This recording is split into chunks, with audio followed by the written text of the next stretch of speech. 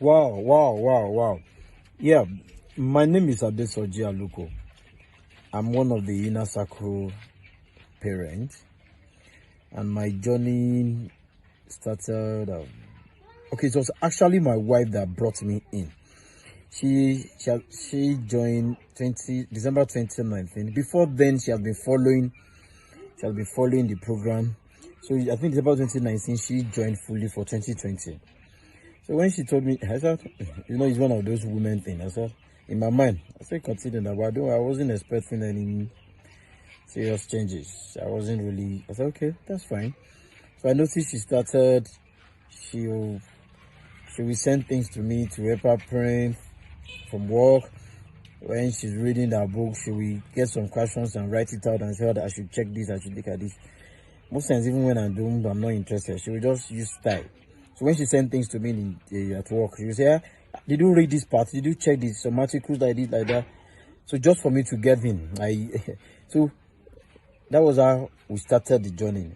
And I noticed some changes, the way she relates to the children, even with my other kids staying with me. So I said, no, that's fine. So I was just following up. So lot of changes. So I was just following up.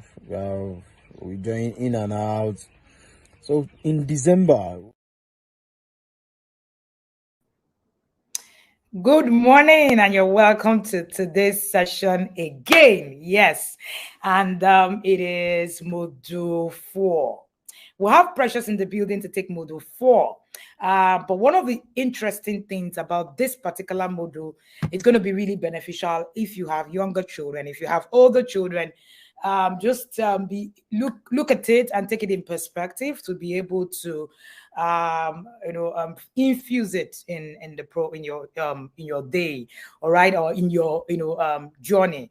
Okay. And if you can hear me, you can see me, please let me see your comments right in the comment section that you can see and hear me, please. Thank you so much for joining us again. I hope that the 3 days have been insightful. This is day 4. I am particularly looking forward to what this day it's going to bring and all of the learnings. The interesting and insightful thing about understanding your child's learning style is that it can apply to you even as an adult. So I have had many questions coming to me saying, oh, so what you're saying is, oh, what of my children that are now like this, will this also work for them? It will, even for you as an adult. I see quite a number of questions, people asking, oh, even as an adult, I struggle with this, I struggle with that. There's something called training the brain.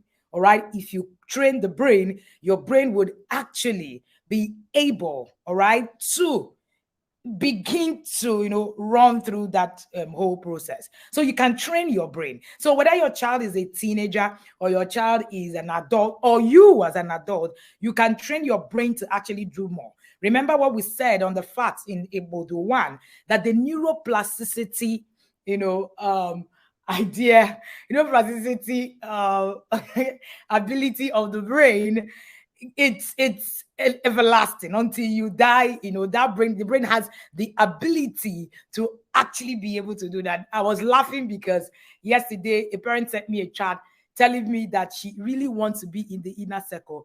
I said, so you can't join now. You are going to join at the next cohort, which is 1st December 2023. She said, Ma, I am going to move from neuroplasticity to my brain will move from neuroplasticity to neuro cement. As in, I was literally on the floor reading that chat.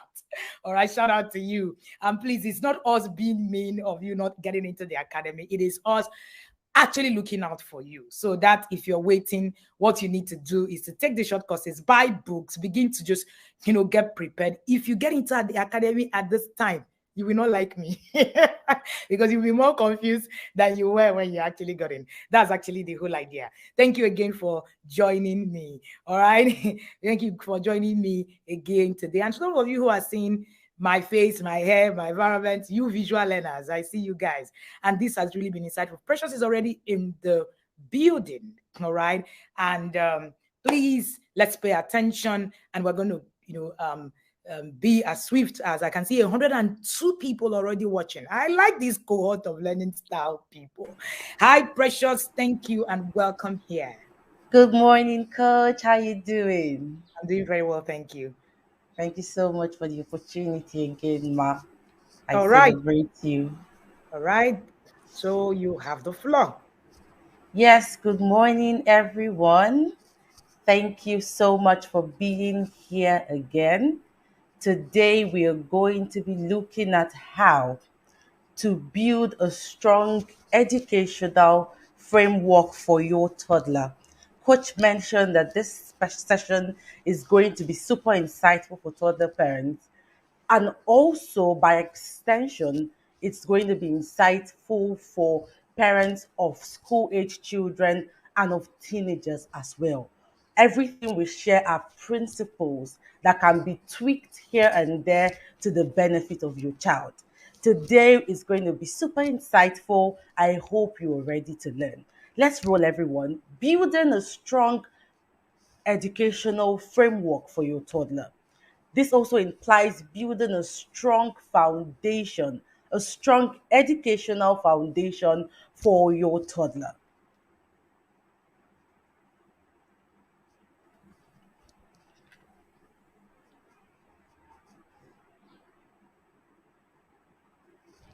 Now, in the first years of learning, children are normally and naturally inquisitive and very motivated towards learning.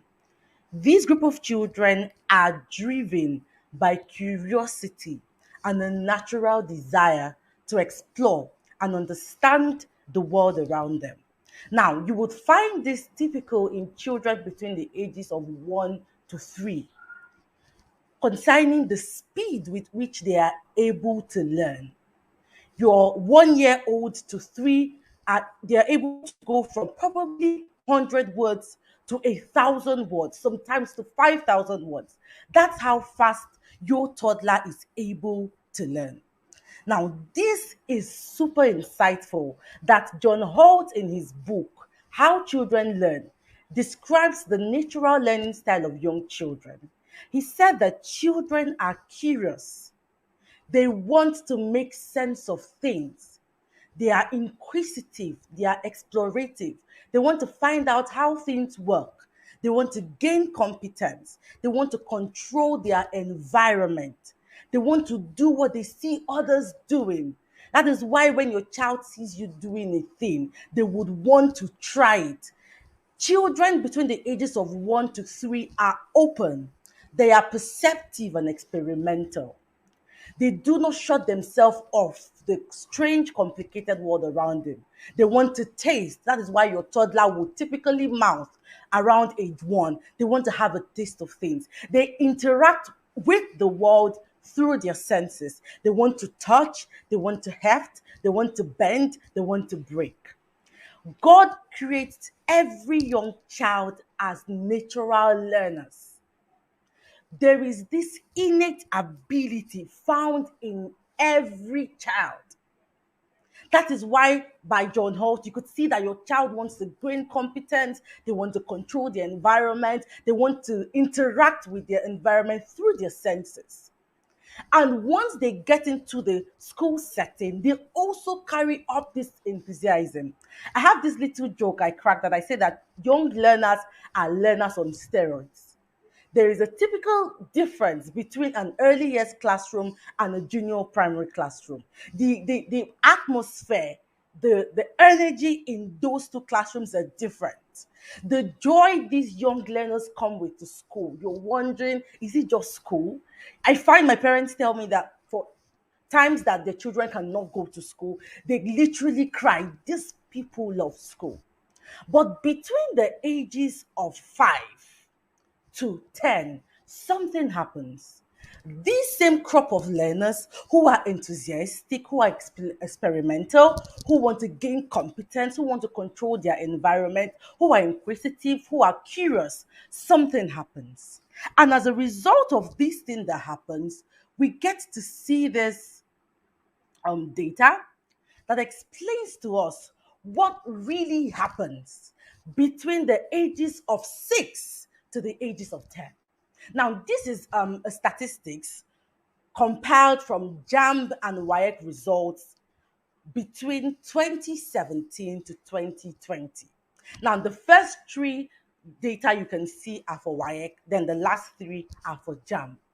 In 2018, these same crop of learners who started in early years enthusiastic, let's say they started let's say that they started school in 2002, this same crop of learners who got into school in 2002, super excited, 16 years later, sit for an examination. Now, when they sat for this examination, about 1.5 million students sat for this examination, and the estimated age for this crop of learners are between 16 to 20. 15 to 20, thereabout. So this same crop of learners who started school at 2, at 1 plus, at 3, super enthusiastic, now sit for this exam 16 years later. Now, this is the data we're seeing, that 1.5 sat for the examination. Now, 102,059 people indulged in examination malpractice and they were caught. Now, the percentage is 6.49 of the entire 1.5 plus students who sat for these exams were involved in examination malpractice and were caught. Now, this data, these statistics does not record for the thousands of students who were not caught. It doesn't account for the miracle centers. It doesn't account for the corrupt examination officers. Let's go to 2019. We still have 1.5 thereabout. Then in 2019, we can see an increase. 180,000 people were caught. Remember, this does not account for the group of learners or students who were not caught. Now, in percentage, we see 11.33% of learners were caught in examination malpractice. I want you to remember that when these children started some 16 years ago, they were the most enthusiastic learners that there ever was.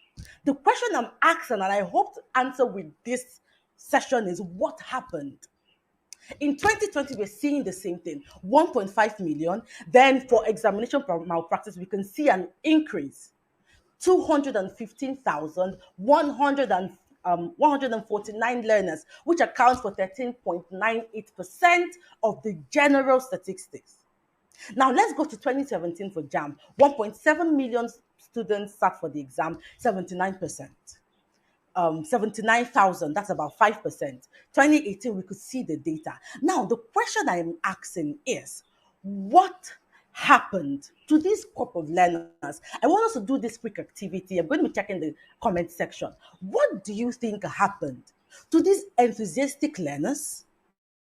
16 years down the line, they have to resort to examination malpractice. They have to resort to miracle centers. They have to resort to corrupt examination officials for them to pass the examinations. So this quick activity to get from your own point of view, what do you think happened? What happened to this crop of learners? What happened? Why are we seeing and recording this degradation in our examination system and this degradation in our academic system? What happened? What is the problem? As I continue, I'll be coming back to read the comment section. I want to share with me in your own thoughts. Haya Uma said they lost joy for, they lost interest in the educational activities. Thank you so much. Dr. Happiness says they lost their joy for learning. In fact, this is not far from the truth. I hope you're able to take a few seconds to share with us in your own thought what really happened. What I hope to achieve with this session is to ensure that our children do not become part of these statistics. What my job is today to ensure that our children and that of the people who are going to watch this replay do not join the statistics. I could see a lot of responses. They were also taught to cheat, quick solutions. They were taught how to cheat, distraction setting, loss of interest. Their learning styles were not flared. This is scary. Truly, this data is scary. This takes me to the objectives of this webinar. This webinar will be divided into two. One, we're going to look at what children require in the first 5 years of growth and development that would enable them become lifelong learners. Two, we're going to look at how to carefully design the first 6 years of our children's learning and instill the skills needed for lifelong learning.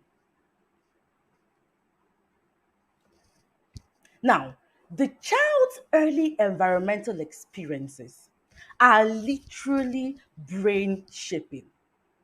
Intelligence is not wholly fixed at birth by genetics. This simply means that no matter how intelligent or unintelligent you are as a parent, your child doesn't come typically with your intelligence genes. It is not fixed at birth by genetics.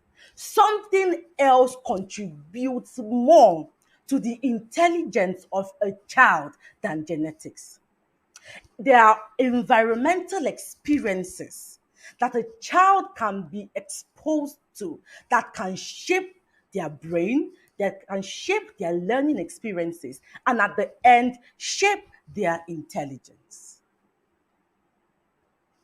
Now, what can we do to shape the first 6 years of our children's life to ensure that they sustain this love, they sustain the curiosity, they sustain the enthusiasm that they need to become lifelong learners? Number one, connection. Everybody, let me see this in the comment section. Connection.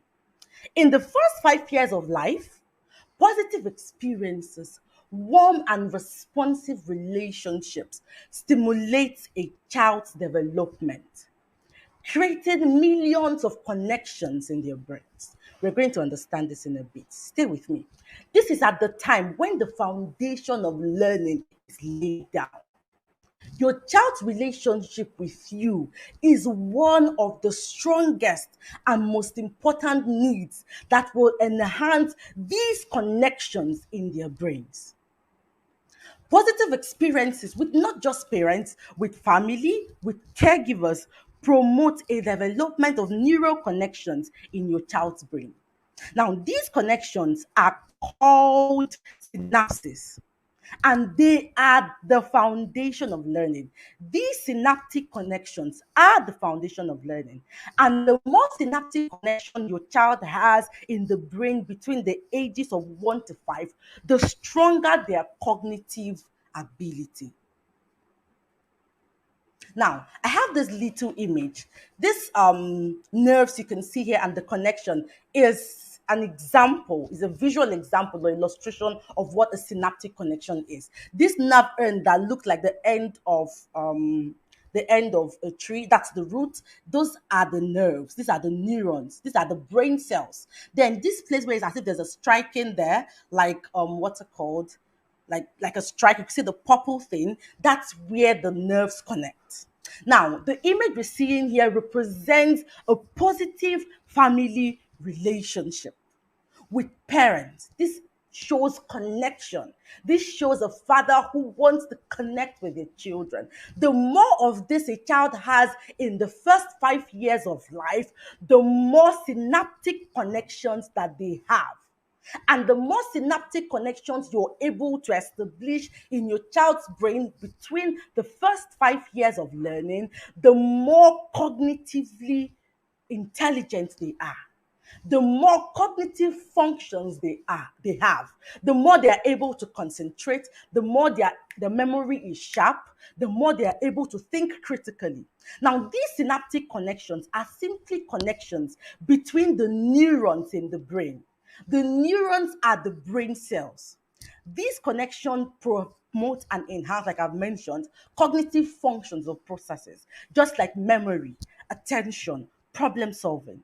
These synaptic connections play a crucial role in the successful learning experiences your child has. So we could see that just by connecting with your child, just by ensuring that your child has a healthy home environment, just by, you see why the academic does not play with connection. You see why we are committed. You see why we're providing tools for you to ensure that you're connected with your children. It is not just for character formation. Here we are seeing that just by connecting with your child, you're also forming synaptic connections that boost their brain development. At the end of the day, you are having lifelong learners. You are able to sustain that energy and that curiosity and that initial intelligence of your child. So the first need of a child we've just looked at now is connection. Now let's look at some key facts about the brain development in children. Because for this section, we're going to be looking a lot about it. So let me establish this fact so we are all at par. One, a baby's brain at birth has roughly 100 billion brain cells. Remember, we mentioned initially that these brain cells are also called neurons. Almost all the neurons that a child needs, an individual needs, is given at birth. So a child is born with over 100 billion, approximately 100 billion brain cells. Now, this is where it gets really dicey. 90% of the brain development completes at age 5. Then the complete 100% completes around age 22 to 25. So after age 5, only 10% of your child's brain development is done. But between ages 1 to 5, 90% of development is done. Do you see why we cannot joke with the toddler stage? It's really, really, really crazy that parents think that development in the brain happens when the child is able to communicate, when they draw. So they wait and they waste the precious windows of opportunity that you have. Let's continue. Number 3, most brain development takes place after birth through the creation and activation and the use of new synapses brought by the child's environment and experiences. Most brain development takes place after birth. So a child is born with brain cells, but the brain development has not started. That is why their heads are small. The brain, the skull, the head becomes bigger when synaptic connections start.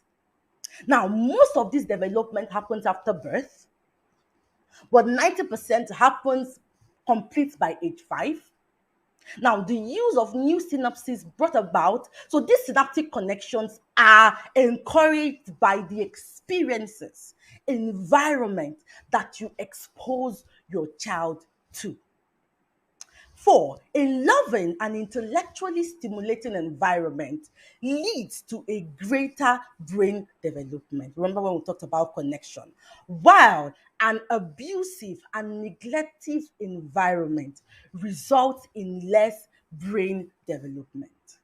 During the Tuesday live webinars that led to this course, I remember Coach mentioning that every child is born a genius.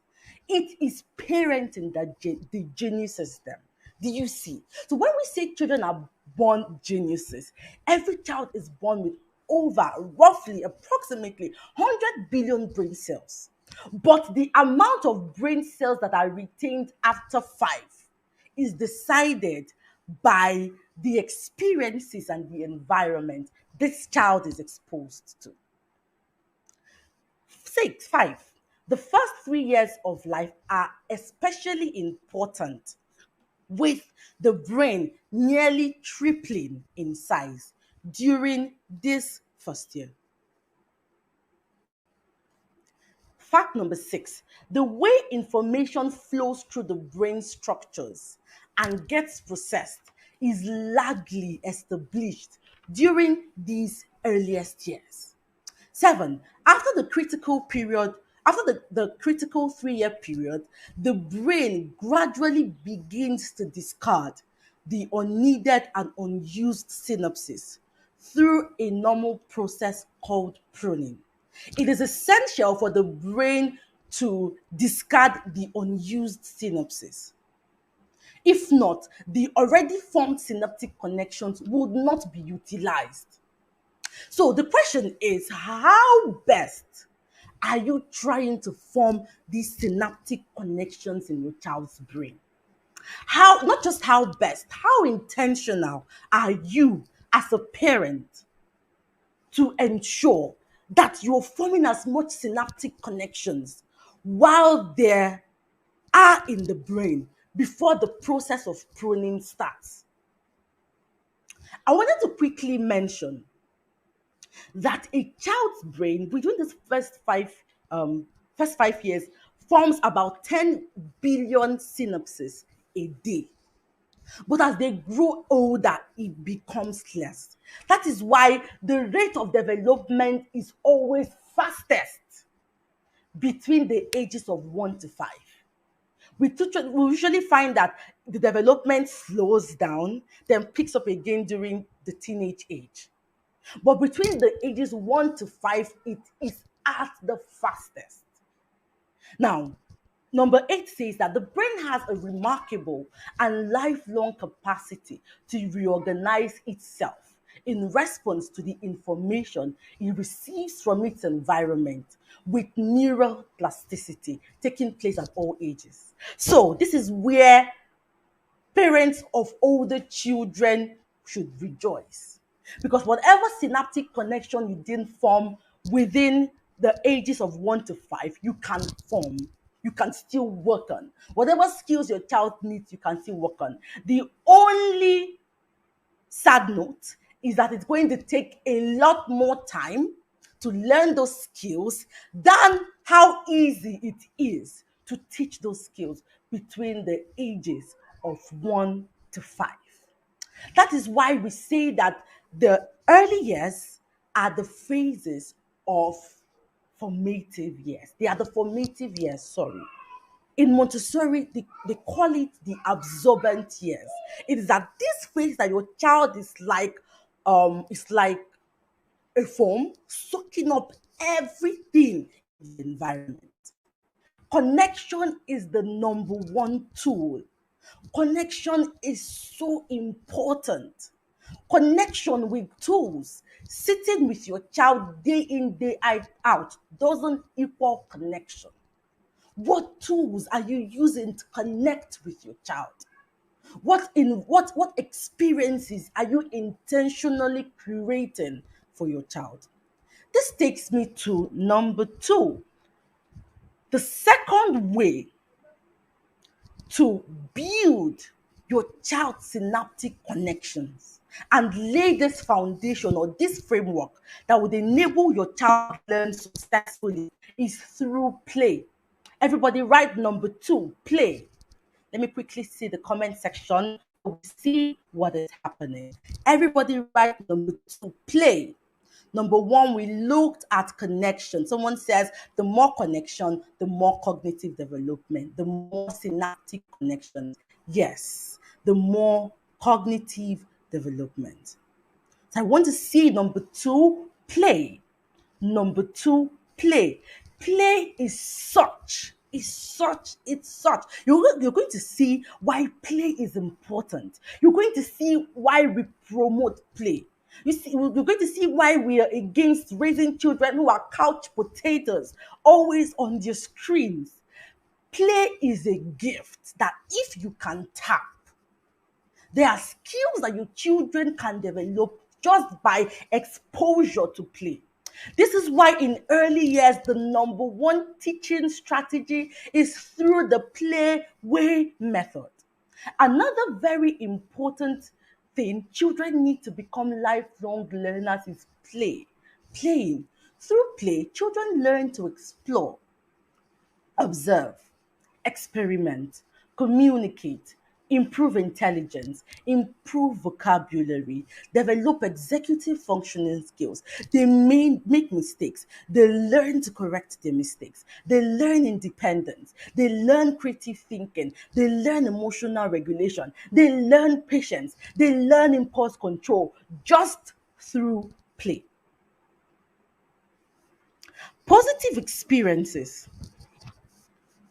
Now, through play, children learn all these skills that we have just mentioned. Now, there is still an ongoing research that asserts that a particular molecule manufactured in our brain cells that helps neurons grow, survive, and form stronger synaptic connections called BDNF, brain derived neurotrophic factor, increases after a child is engaged in play.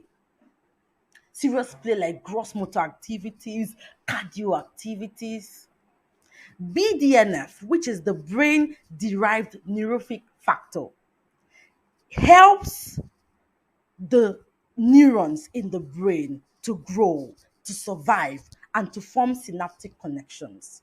They are released after a child is engaged in play.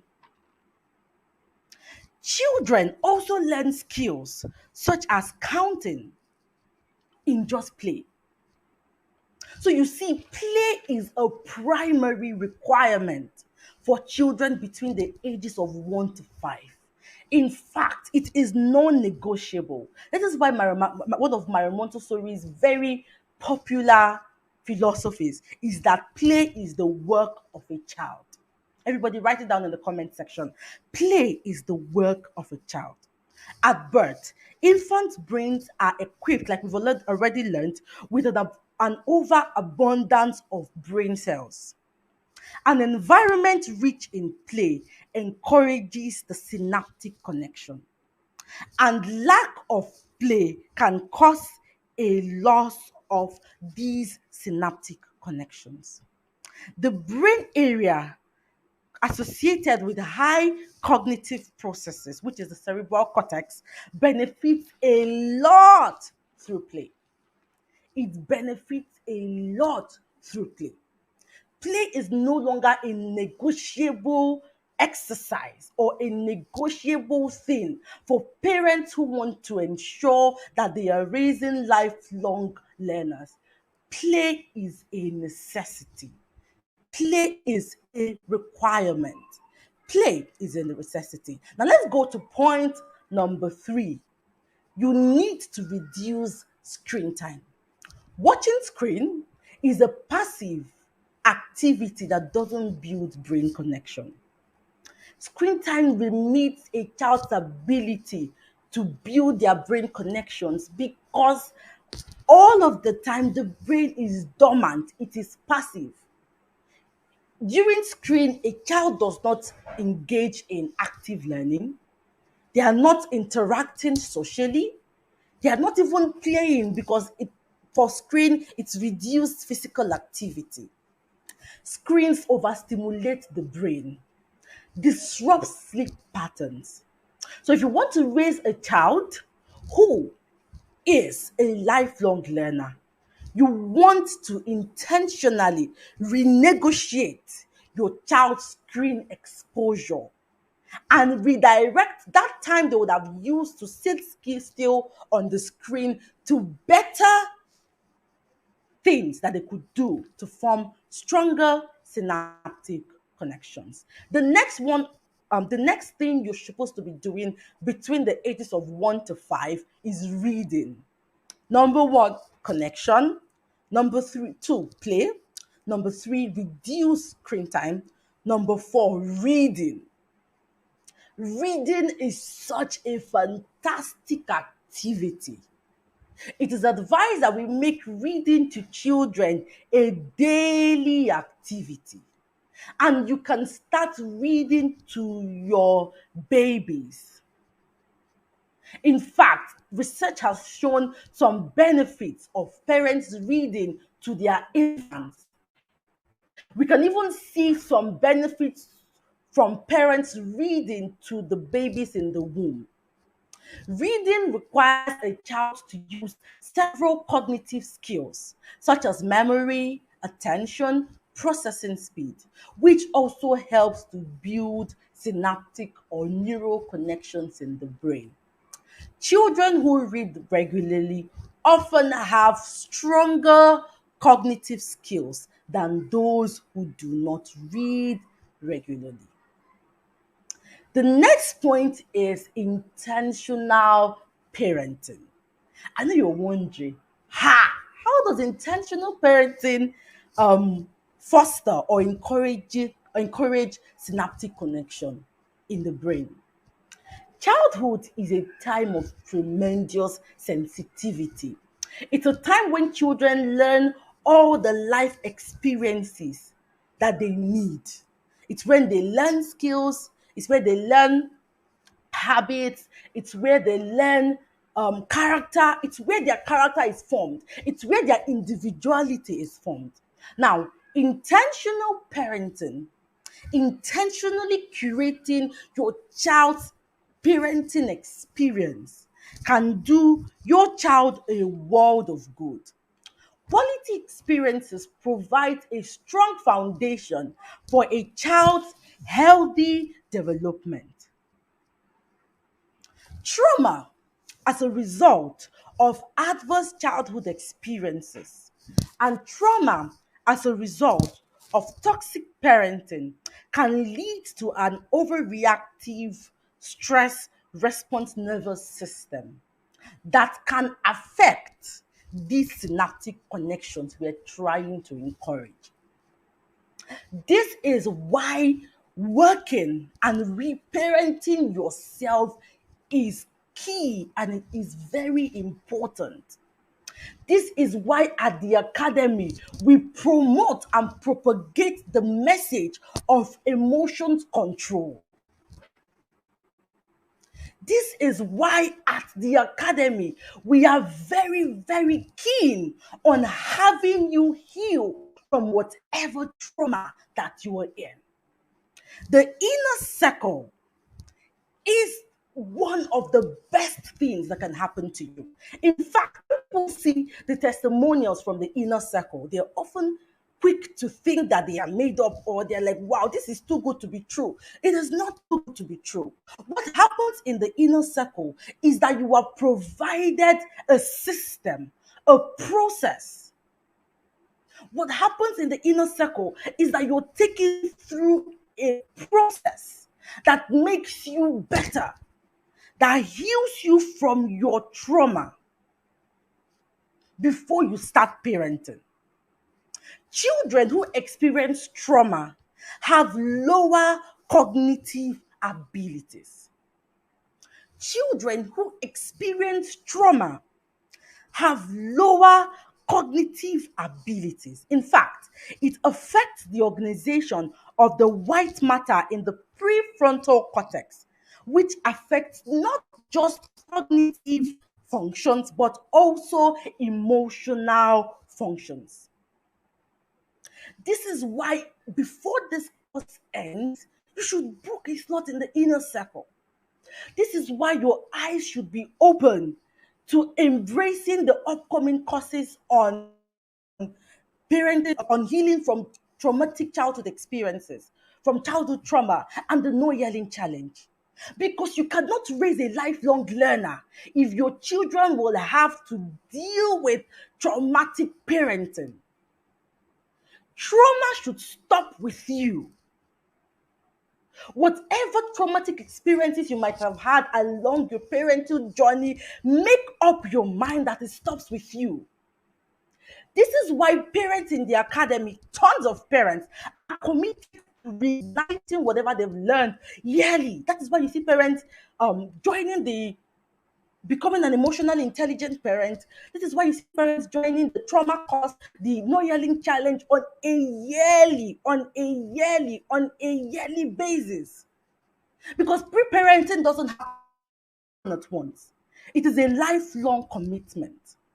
You want to raise lifelong learners, commit to ensuring that your child has the best parenting experiences. Let the trauma that has followed you stop with you. Let it stop with you. Commit to ensuring that you do not transfer it to your children. It affects their learning.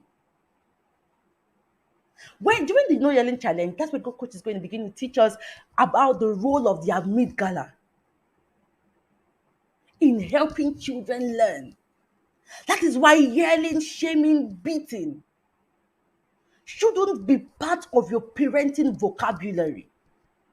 This is why you need to heal. There's a detailed scrolling on your screen for you to join the inner circle. The inner circle takes you through a process. It takes you through a system. Reparenting. Joining the inner circle gives you a process on how you can actually reparent yourself. I hope you're getting value from this session. This takes us to the next point of what we should be doing in the first 5 years of our child's learning. The next point is quality early years education. Quality early years education.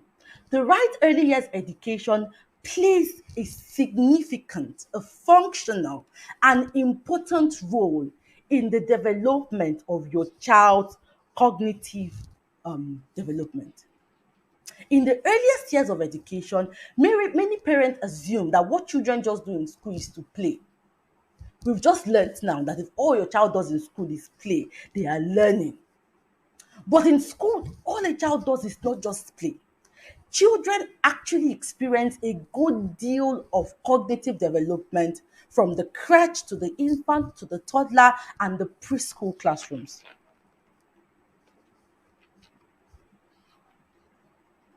Early childhood educators are part of your parenting partners that can set the foundation of your child's learning experience. You must be intentional about the early years educational experience that you're giving to your child. It is in this school, it is in these years that the foundation of well-being, of academic success is built, even through to high school and lifelong at the end of the day. Why? Because of the reality of cognitive development. When children are exposed to a quality early years curriculum, they are able to build skills that will enable them thrive. When choosing an early years school for your child, core academic competencies shouldn't be your only focus. If you're getting into school, if you're choosing a school for your child, ABCs, 1, 2, 3s are important, but they are not as important as developing skills. When you're inquiring about a school, if all they tell you is that the children count to 1 trillion and they write from A to infinity, and they just brag about the academic competencies without putting into consideration the skills that are important for children to develop, you really want to rethink that choice. Because we cannot play with the first 5 years of learning. We cannot jiggle with it. We cannot negotiate it. We have a goal. The goal is to build cognitive functions. Now, why is cognitive development important for your child? From birth through age 5, a child develops more neural synaptic connections or neural pathways. In fact, during this stage, the child's brain develops more than it will ever do at any time of life. That is why focusing on helping those neural connections is important. This is why we call the first 5 years the formative years. According to Harvard research, it says that the genes implicated in learning are turned off or on during the first 5 to 6 years of your child's learning. So, I have a question for you. What are you doing with the first 6 years of your child's learning? It's a question I want you to begin to ask yourself. What am I doing? What am I doing? Am I putting on the genes implicated in learning, or am I putting off the genes implicated in learning? Am I putting on the genes implicated in learning, the exposure, the parenting experiences that I am giving to my child in these first 6 years? Are they putting on the genes implicated in learning, or are they putting off the genes implicated in learning? I believe that we have answered the question that we asked initially. That question was, what caused those same crop of learners who were inquisitive, curious, who were literally born geniuses? What caused them 16 years down the line to have to resort to examination malpractice for them to scale through? These are literal geniuses, children who were born with 100 billion brain cells. What happened? How are you putting on the genes implicated in learning? How are you putting off the genes implicated in learning? The cumulative of the brain development we've already established happens between the first 3 to 6 years of learning. Any void that your child encounters in learning actually started in the first 6 years. Whether it is numeracy, whether it is literacy, whether it is loss for the love of learning, whether it is lack of focus, whether it is lack of executive functioning skills, all of these skills were either put on or put off during the first 6 years of learning. Do you see why, if you were a toddler parent here, you are actually very, very, very lucky to be accessing this information? Because right now, as we are speaking, you can intentionally design an experience that ensures that at the end of the day, your children will become lifelong learners. Your children can become lifelong learners. We can ensure that at the end of the day, we are not raising children who are going to be part of that statistics. Remember that statistics we looked at the beginning? We are ensuring we're doing all within. This is why the choice of a school is no longer an emotional choice. This is why the choice of the experiences your child has is no longer an emotional choice. It is logical. We look at the experiences, the choice of a school, the choice of experiences, the choice of being in the inner circle is no more an emotional choice. Because those tools that you're giving every morning, what you're doing at the end of the day is that you're building more. You're trying your best to create more synaptic connections before these children move to the stage where the brain begins pruning. It is an intentional. It is an intentional. It is an intentional. You see, that's why I mentioned yesterday that intentional parenting can begin to combat the concerned areas of learning disabilities. So, do you now agree with me that just by intentionally parenting, knowingly or unknowingly, you can begin, you as a parent can begin to combat whatever symptoms or signs of concerned areas of learning disabilities? And even if you don't have a toddler, remember, Coach has already talked about the concept of neuroplasticity. Just by deciding to become intentional, you can save time for your child. You can save time for your child. Awesome. Let's move on to the skills that we now need to intentionally instill in our children. We now move to the skills we need to intentionally instill in our children. What we've done initially, we're to look at the things we should be doing. But now let's look at skills that encourage lifelong learning. One, you must, I'm very careful to use the word MUST. You must sustain curiosity. One of the traits and the soft skills that research finds that a lot of disruptors and inventors, one of the skills they have is curiosity.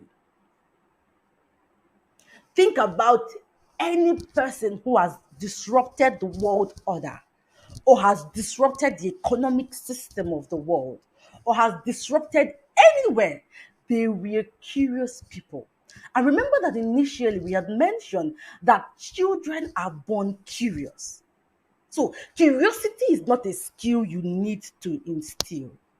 Curiosity is a skill you need to sustain.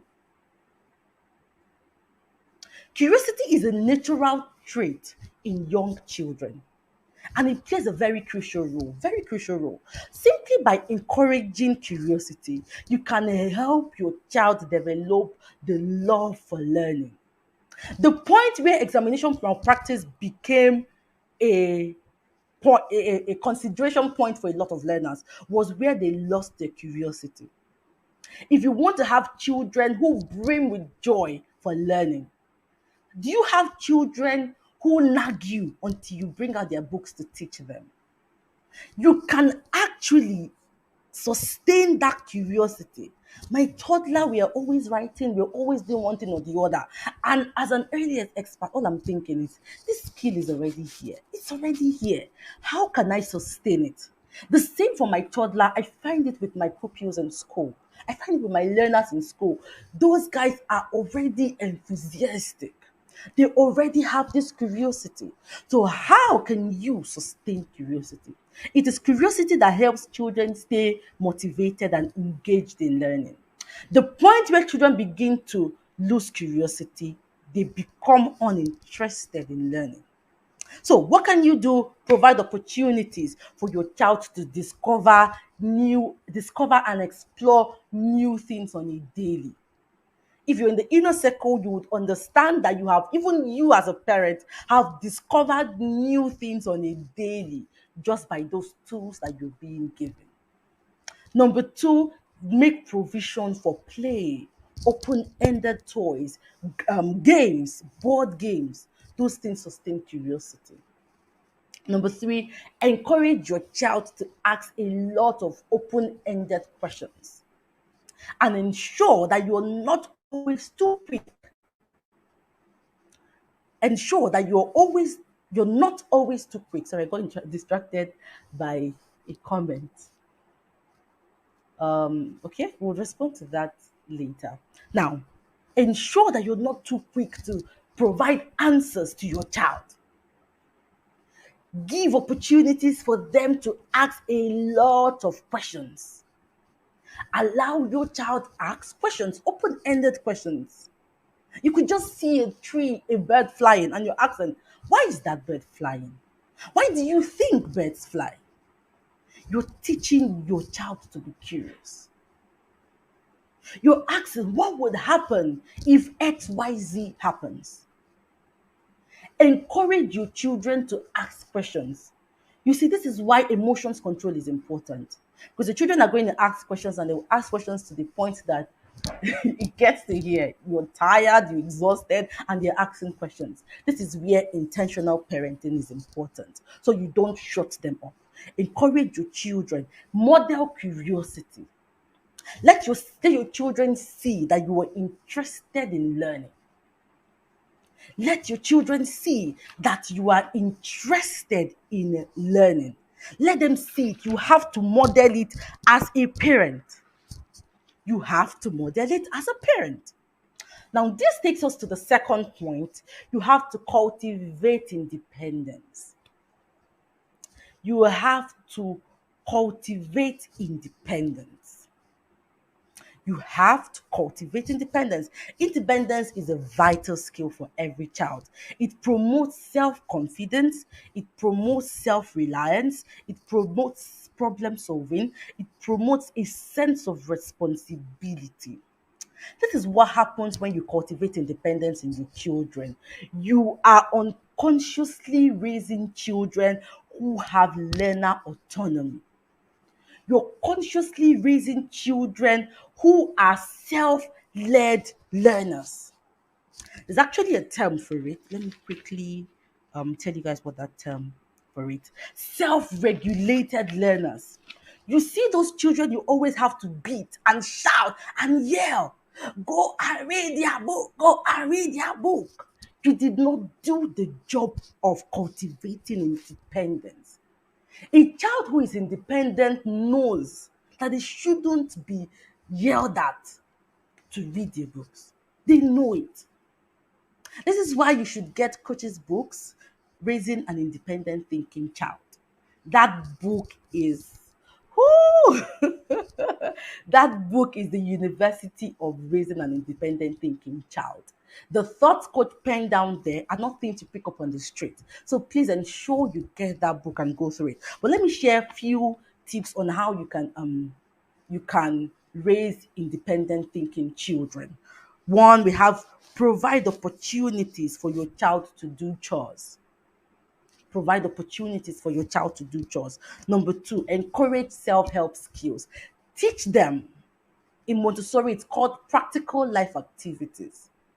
There are practical life activities that are adequate for a 1-year-old. It can be as simple as taking their used clothes to the laundry. It can be as simple as taking used items to the trash. It can also be as simple as drinking water by themselves, like giving themselves water to drink, as against you having to do everything. Intentionally decide activities that you should no longer be involved with as soon as your child turns 1. Encourage self-help skills. Begin to identify chores that are adequate for your children. The next one would be allow for natural consequences. Hashtag no bailout. Allow for natural consequences. If there's a consequence for an action that your child does, probably something happened that is a natural consequence. Please allow them go through it. At that point, they are learning that this was a result of this, so I should not do this so I can combat this consequence. So your children should know that there are consequences for every action, whether good or bad, and allow them have the natural consequences. Like I said, hashtag no bailout. The next one would be encourage problem solving skills. Encourage problem solving skills. Home activities as little as cooking, washing, is teaching children problem solving. Children who are independent are children who have responsibility. And that responsibility is a core skill needed for lifelong learners. Now, the next one would be to embrace boredom. Let me see in the comment section. Embrace boredom. A lot of us parents think that boredom is a sin, that your child has to be engaged 24 hours, 7 days a week, 365 days in a year. They always have to do something. No, that's not true. Sometimes, even if the concept of allowing children be bored, even if the concept of allowing pockets of time where there is nothing for them to really do is counterintuitive. But allowing your children experience boredom can foster creativity and experimentation. Number one, they are forced to learn to create their own entertainment. My daughter has a very limited access to screen. And a lot of times when I have to work, she by herself has learned to entertain herself. So she knows that when I am bored, I can actually do something. Instead of throwing tantrums, if you teach your child to embrace boredom, you will be teaching them how to regulate their emotions as well. Because they learn perseverance, they learn patience, they can learn to wait. So this is why you should consciously and intentionally look for empty pockets of times when they are bored. When you are out, keep the tab at home. They should just stare into the empty air. It is so important. Right here, it can lead to imaginative play. And when children begin to indulge in imaginative play, you're building their creativity. You're building their creative skills. They could understand the world around them. When children are involved in every little thing at every little time, they become oblivious of the world around them. This is when we teach children to embrace boredom, it increases their observation skills. And you know that observation skills are key skills in science and mathematics. The next, it teaches emotions management. We've talked about it. It teaches impulse control. It teaches patience. It teaches perseverance. The next point would be to foster critical thinking. Critical thinking skills are very important skills that children need in maths. They need just every logical subject needs critical thinking. How can you encourage critical thinking? With critical thinking, before I go to how you can encourage it, it could teach your children to solve problems, analyze information, and so therefore, how can you encourage critical thinking? Provide opportunity for your children to play board games, structured plays, open-ended toys, those things encourage critical thinking. Reading encourages critical thinking. Encourage your children to ask questions. Encourage your children to ask questions.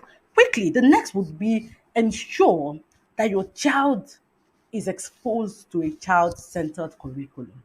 There's something I always say that the curriculum in schools should not just be written documents of achievables or objectives that we intend to achieve with children. It shouldn't just be written documents. We should also consider the child to be the curriculum.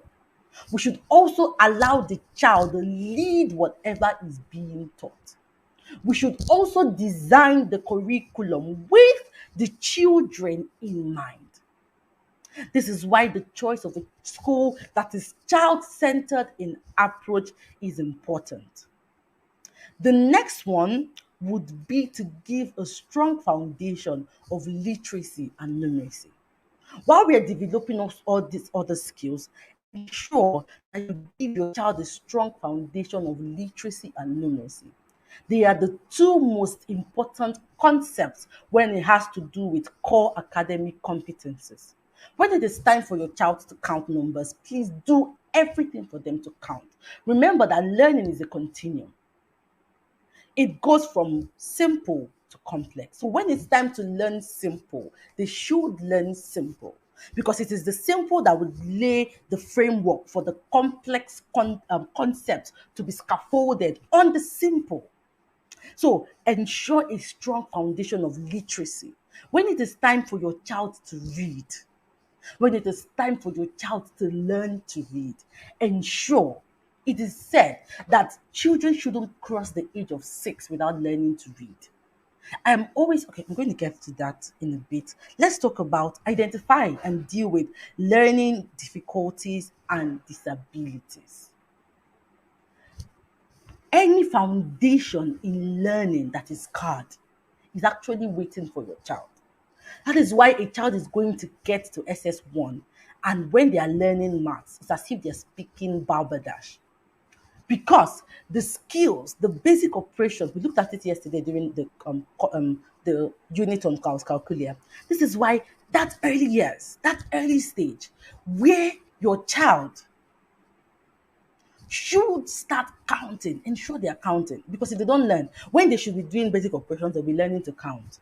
So ensure you identify and deal with learning difficulties in learning and learning disabilities. Now, it's the end of the term. This is where we encourage parents to begin to do item analysis. When your child comes back with that report, whether they've come back with it or they are yet to come back with it, ensure you sit down. The school is not just trying to impress you that your child did well. How well have they done? You need to look at the numbers, look at the averages, look at the cumulative averages, look at the improvement between last term and this term. Look at if there was a decrease. Look, let me tell you something. Your child's averages could increase, but there's actually a decrease in learning. Examinations are not always the true test of knowledge. That's an argument for another day. Ensure you do some item analysis. It's a useful tool to understand your child's strength and weaknesses. It's when you're able to analyze and you'll be able to tell any learning difficulties that your child might have had. Then you curate an experience that will deal with it. The next is parental involvement. This is key. Parental involvement is one of the key indicators of successful lifelong learning. Parental involvement. Very, very key. The next is to encourage a natural interest in learning. Dear parents, I mentioned this yesterday, I'll say it again. Some of you, with your own hand, discourage the natural interest of your child's learning because of how you approach helping them with their home fun, helping them with their classwork, helping them with their projects. You're impatient, you use learning as a punishment, they do something wrong, you go and read your book. It's not long, a child begins to relate learning with punishment. And if it is punishment, it is an unpleasant activity. And if it's an unpleasant activity, why should I be interested in it? So, children learn in emotionally charged environments. You want to ensure that your child is enthusiastic for learning to take place. I believe that I have looked at the core skills that I think the children should learn. We've looked at the framework that if you set in place within the first 6 years of your child's life, if you do all these that we have highlighted before your child gets to the age of 7, you would have done such a fantastic job that, like Coach would always mention, you would not need a lesson teacher. Thank you so much for listening. I guess it's time we take your questions. Thank you very much. Thank you so much, Precious. That was amazing as usual. That was really, really, really good. I'm sure that a lot of parents, when we started, I had said that parents of toddlers should, dance in the comment section. And I'm sure at the end of, these whole modules, if you're a parent of a younger child, you're going to really be grateful that you're starting again. Somebody sent me a chat yesterday. I said, Coach, I think I have to have another child so that I can start from the beginning and redo this thing because I don't like what I'm seeing. I had a good laugh. You don't have to have another child. You will focus on the child that you have. I do not want, parents of older children to get discouraged, to say, they said 0 to 7. Oh, my child has passed 0 to 7. There's nothing to do. There is a lot that you can still do. You can still engage the brain. You can still train the brain. You can still put it all together. Of course, you agree with me that Precious is a fine educator. Thank you so much again, Precious. And if you have questions, we're going to be taking those questions, put them all together by tomorrow. And you can also put them in the comment section, all right? And then we would put that in perspective. I think there were a few questions, Precious. Maybe you want to take them before. I think there was one particular question I would like you to take before we close this particular module. Okay. Let me quickly look through the comment section. Is there a particular question, Coach? Yes, there was a particular question. I'm trying to please. That was a question. How do you know when there is a decrease in learning? The first is a loss of interest. Before there's a decrease in learning, there is first a loss of interest. You also, I mentioned item analysis, where you look at in-depthly at the assessment reports your child is going to come back with. I always advise parents to have a rough sketch of what your child is going to be learning per term. For instance, if your child is in grade 3, this term they'll be learning fraction, they'll be learning mensuration, they'll be learning numbers. You want to look at the knowledge. So I always advise, if you have spare time, look at your child's answers. Identify how well they were able to answer it. See if during you the don't course of need a spare time. You should create the time. Yes, there's ma. something like that. Yes, Except you're not interested in helping your child. Yes, ma. Create the time. This is Create very the important, time. Yes, ma'am. honestly. Thank you, Precious.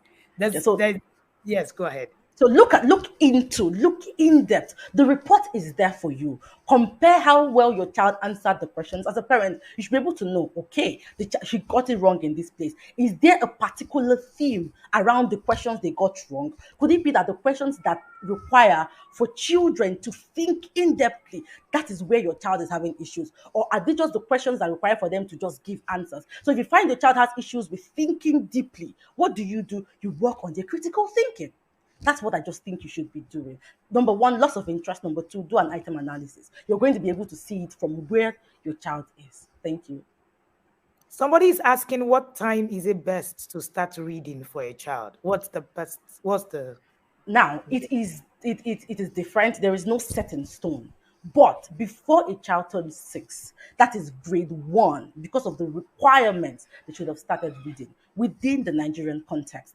Grade 1 is always an independent time. Your child doesn't have all the support they had in early years. So I can't say do 3, do 4, do 5. I don't know what your deliverables are. But before your child gets to 6, ensure that it is off the table. This is an interesting question. You have a question on the screen for you. Boredom is not idleness. That's the answer, ma. Boredom is not idleness. But also, Okay. you want to ensure that when we talk about boredom, ensure your home structure can carry the boredom. So you don't place things, because children will keep themselves entertained, like we mentioned. So you don't keep things that they will destroy because you want them to be bored. So ensure you have adjusted your home structure to contain that boredom, then allow them. Creative thinking is increased in boredom, actually. There's a question on the screen. Okay, how do you manage a toddler that likes running around while learning? That's an indicator of a kinesthetic learner. If your child is always up and doing, look at the strategies coach shared on how to help your kinesthetic learner and feel free. Yes, I was able to help my 5-year. Awesome. Well done, Taiwo. Well done. Okay, because I wouldn't also want to keep everyone here. We said 15 minutes extra. We'll have just 2 minutes to go, and I'm sure that if you have more questions, you can put them right in the comment in the group so that we can look at that again. Thank you, Precious, again, and So, coach, shout I out. have one task for them, please. Okay, So, please go ahead. what I want us to do, it's not enough to get knowledge. I want you to identify one thing you're going to start doing from these sessions we've had. Your one thing could be joining the inner circle. Your one thing could be identifying the skills you should start inculcating or developing in your children. But do not end this course without identifying one thing. So my question to you as we wrap up, and as I say thank you to everyone and thank you to my amiable boss, my question is one thing. The one thing I think you should be doing, coach, is to join the inner circle. Coach, what do you think? That's like all the things you should be doing. That's what you should be doing. Thank you so much, Precious. This was very insightful. I had my note full. I learned. There was something that I learned from my mentor. He said the day I spoke at an event, and he wrote his book. It was 5-page full, and then he said to me, "If I couldn't write, then I haven't trained you well." And so I say to you today, if I couldn't write, then I haven't trained you well. Thank you so much. I Thank you am so much, really coach. excited. That was awesome. Thank you. So, guys, thank you, Precious. And thank you Thank you, to coach. all of the members of God Send Form. I see you guys. Thank you for being there. And all of the volunteers, tons of them, working with us. We say thank you. All right. So, guys, this is the end of module 4. Tomorrow we close the sessions. I hope you'll be here at 10 a.m. tomorrow for the last session. I'm going to be teaching you on discipline and learning style. I'm going to be putting, that, piece together and show you why you're struggling, disciplining your kinesthetic child, and while you're struggling disciplining your vision impaired child, while you're struggling disciplining your auditory learner. So we're going to put all of that in perspective with all of the things that you have learned, and then we will now foster that. When Precious was sharing, she said something that is very profound. She said, if you are doing your if you're parenting, reparenting is a process of helping your child learn, because trauma would stop you. I say that all the time. Trauma will stop you. If you don't deal with it, trauma will literally stop you. On your track.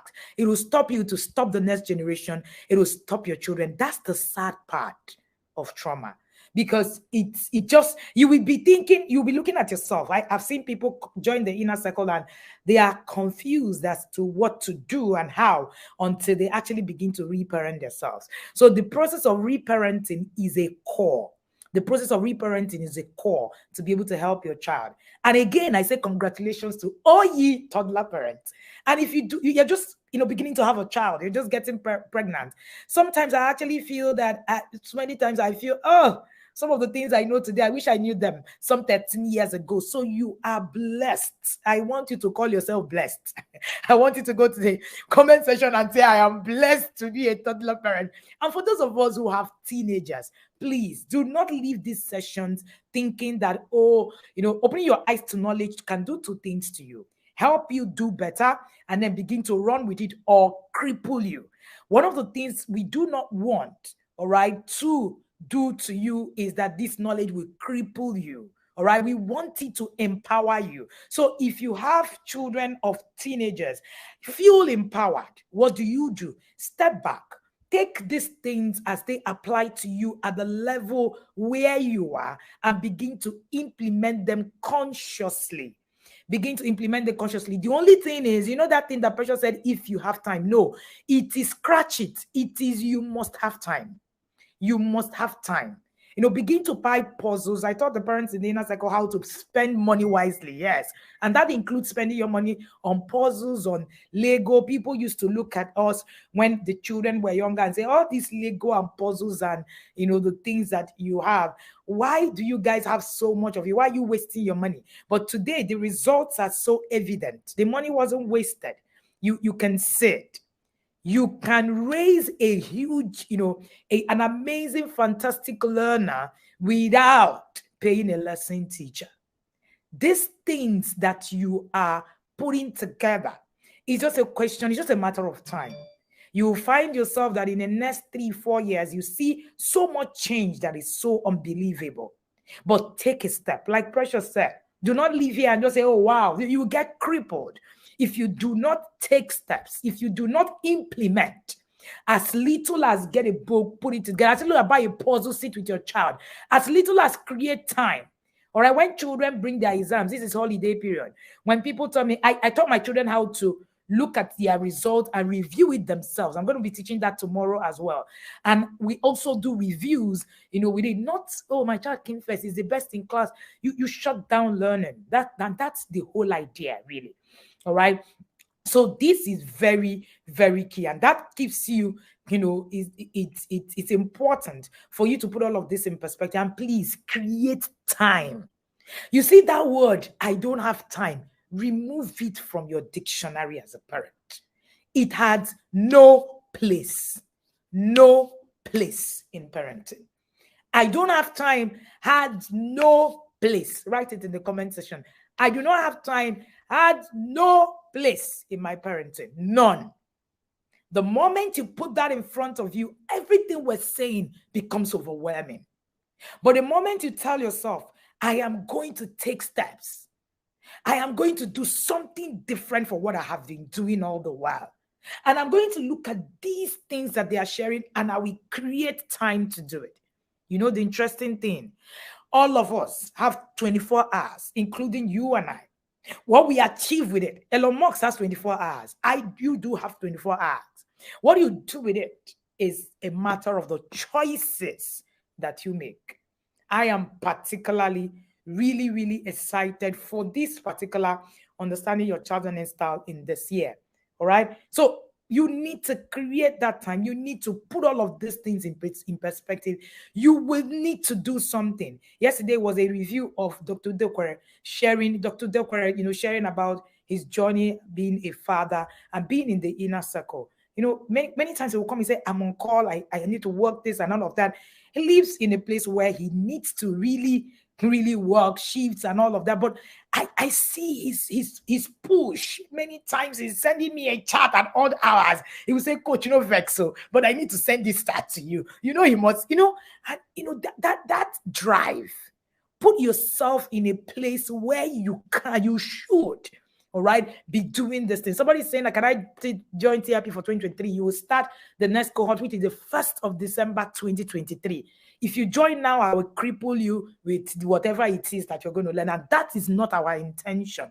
Our intention is for you to actually make use of this information. You can see how, we finish a session and I'm passionately telling you, you need to use this information. Please do not leave here just gathering this information. It profits you nothing if you do nothing with it. So please take this information, put it in place. Tell yourself, I'm going to run with it. And, Precious said something that is very profound. Joining at the academy, it's no longer an emotional decision. It is an important decision to the journey of your life. It's an important decision in the journey of your life. An important. So please take that decision. Begin as you're waiting. For those who are waiting to join the next cohort, please, by all means, take the short courses, read books, and create time for this parenting. Create time for it. The result, the things you reap for creating time, early enough, you would love it. You would love the way you're parenting. You would love the ease. The ease is unprecedented. I can't even lie to you. The ease I have parenting teenagers now is something you don't buy it in the market. You build it. All right. This is really, really important. Okay. I'm looking forward to having those of you who are not in the academy already, be in the academy for the next session. And I'm also, most importantly, looking forward to your reviews on what you are changing today, not tomorrow. By the time we're dropping this course by tomorrow, which is the last day, I want to see people sharing what they've done and how that have changed the system in their home. I'll see you tomorrow at 10 a.m. All right. Do not forget to come with your anointing oil. I am called the parenting bishop for a reason. I see you there. I will be welcoming you at exactly 10 a.m. and we will be concluding this whole understanding your child's learning style. Thank you so much as you have an amazing day. Please, the chat room is open. You can share your questions and we will respond to them by tomorrow. Thank you and do have an awesome day ahead.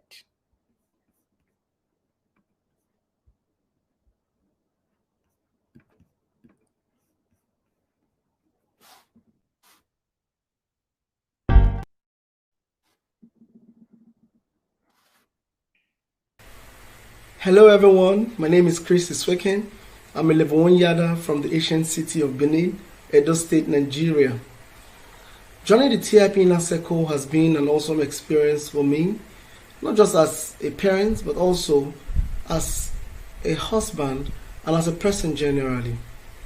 For me, I'm now better connected with my child, and this has helped me parent with ease. There's no more yelling and all that. However, this has been made possible because I've been equipped with practical tools to replace yelling and other daily connection tools that has helped tighten the bond between myself and my child. The system which the Inner Circle provides has helped me develop a parenting plan for my child. I no longer parent blindly or parent the way I was parented. I've also, with my wife, developed our family vision and mission and our family values, and these have been carefully crafted and displayed for every member of the family to see and work with. Now, I understand that parenting is about me, not my child, and in just 6 months being in the Inner Circle, I've created a peace plan for my family. I've learned how to better manage my time and my finances, including my emotion. I've built resilience. In fact, the list is endless. TIP Inner Circle is the place to be, and I hope to see you all in the yard. Thank you and stay blessed.